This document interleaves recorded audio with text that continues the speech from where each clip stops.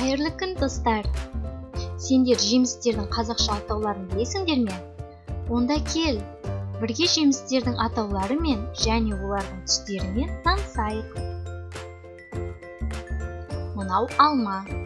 Оның түсі қызыл, жапырағы жасыл. Ал мынау банан. Оның түсі сары.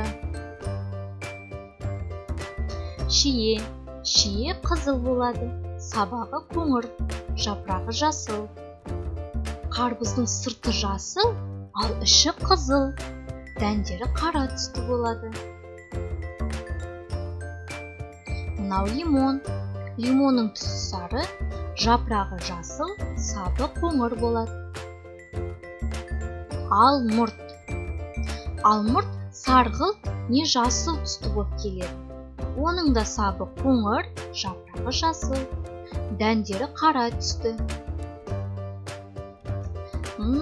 Құлпынай.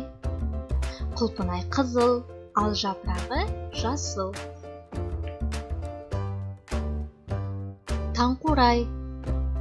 Таңқурай қызғылт түсті болып келеді. Оның да жапырағы жасыл түсті. Қара өрік. Қара өріктің түсі қара емес, оның түсі күлгін екен, жапырағы жасыл. Ал мынау киви. Киви жап-жасыл, дәндері қара болады. Байқадыңдар ма, балалар? Барлық жемістердің сабағы қоңыр, жапырақтары жасыл, ал дәндері қара түсті болады екен. Енді жемістердің түстері мен олардың атауларын жаттап алыңдар және шатастырып алмаңдар. Жарай ма? Сау болыңдар, кездескенше.